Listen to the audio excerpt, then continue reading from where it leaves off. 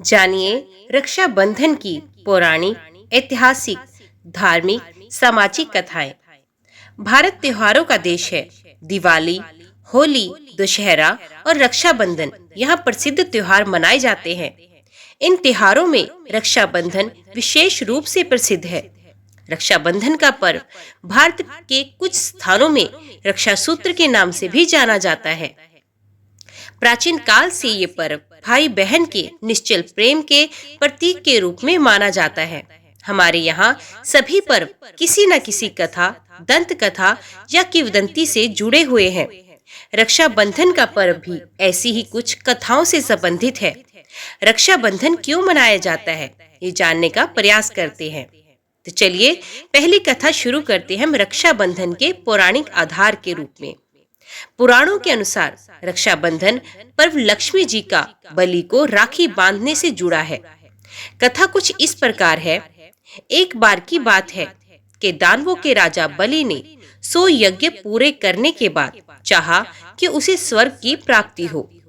राजा बलि के इस मनोइच्छा का भान देव इंद्र को लग गया।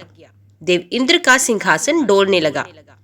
घबराकर इंद्र भगवान विष्णु की शरण में जाते हैं और उनसे प्रार्थना करते हैं, जिसके फलस्वरूप भगवान विष्णु 52 अवतार ले ब्राह्मण वेश धारण कर ले राजा बलि के यहाँ भिक्षा मांगने पहुंच गए।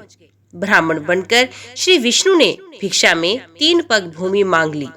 राजा बलि अपने वचन पर अडिग रहते हुए श्री विष्णु को 3 पग भूमि दान में दे दी। वामन रूप में भगवान ने एक पग में स्वर्ग, दूसरे पग में पृथ्वी को नाप लिया। अभी तीसरा पैर रखना शेष था। बलि के सामने संकट उत्पन्न हो गया। ऐसे में राजा बलि अपना वचन नहीं निभाता तो अधर्म होगा। आखिरकार उसने अपना सर भगवान के आगे कर दिया और कहा, तीसरा पग आप मेरे सर पर रख दीजिए। वामन भगवान ने ठीक वैसा ही किया। श्री विष्णु के पैर रखते ही राजा बलि परलोक पहुंच गया। बलि के द्वारा वचन का पालन करने पर भगवान विष्णु अत्यंत प्रसन्न हुए। उन्होंने आग्रह किया कि राजा बलि उनसे कुछ मांग ले।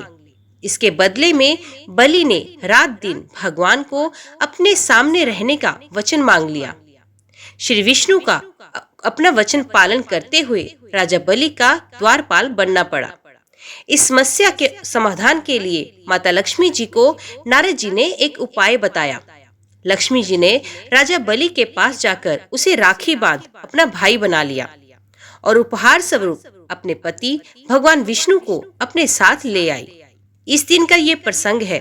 उस दिन श्रावण मास की पूर्णिमा थी। उस दिन से ही रक्षाबंधन का पर्व मनाया जाने लगा। एक अन्य पौराणिक कथा के अनुसार एक बार देव और दानवों में युद्ध शुरू हुआ। युद्ध में देवता पर दानव हावी होने लगे। ये देखकर पर इंद्रदेव घबराकर बृहस्पति के पास गए।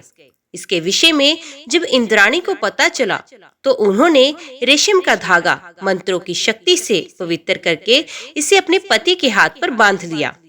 जिस दिन ये कार्य किया गया उस दिन श्रावण पूर्णिमा का दिन था। उसी दिन से ही श्रावण पूर्णिमा के दिन ये धागा बांधने की प्रथा चली आ रही है।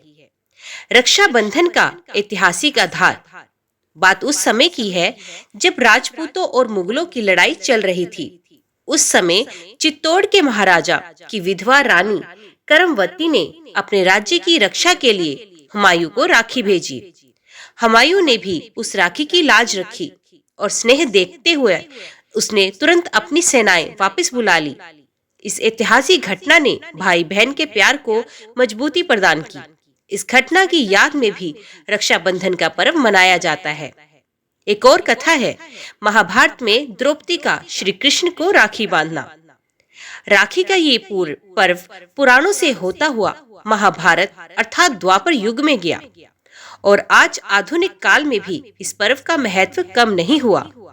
राखी से जुड़ा हुआ एक प्रसंग महाभारत से भी पाया जाता है। प्रसंग कुछ इस प्रकार है। शिशुपाल का वध करते समय कृष्ण जी की तर्जनी उंगली में चोट लग गई, जिसके फलस्वरूप उंगली से लहू बहने लगा। लहू को रोकने के लिए द्रौपदी ने अपनी साड़ी की किनारी फाड़कर श्री कृष्ण की उंगली पर बांध दी। इसी ऋण को चुकाने के लिए श्री कृष्ण ने चीर हरण के समय द्रौपदी की लाज बचाकर इस ऋण को चुकाया था। इस दिन की यह घटना है, उस दिन भी श्रावण मास की पूर्णिमा थी। रक्षाबंधन का धार्मिक आधार। भारत के कई क्षेत्रों में इसे अलग अलग नामों से अलग अलग रूप से मनाया जाता है। जैसे उत्तरांचल में इसे श्रावणी नाम से मनाया जाता है।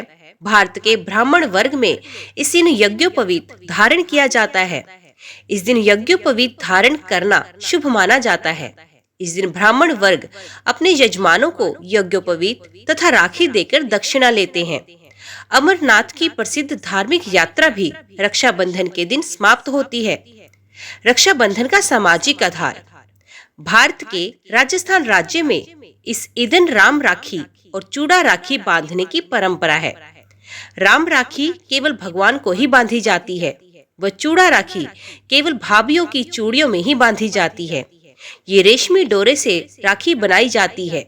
यहाँ राखी बांधने से पहले राखी को कच्चे दूध से अभिमंत्रित किया जाता है और राखी बांधने के बाद भोजन किया जाता है। राखी के अन्य रूप। भारत में स्थान बदलने के साथ ही पर्व को मनाने की परंपरा भी बदल जाती है। यही कारण है कि तमिलनाडु, केरल और उड़ीसा के दक्षिण में इसे अवनी अवितम के रूप में मनाया जाता है। इस पर्व का एक अन्य नाम भी है, इसे हरियाली तीज के नाम से भी जाना जाता है।